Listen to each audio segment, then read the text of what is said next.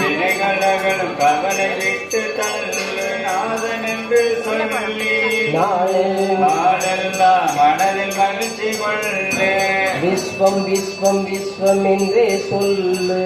விஸ்வம் விஸ்வம் விஸ்வம் என்று சொல்லு.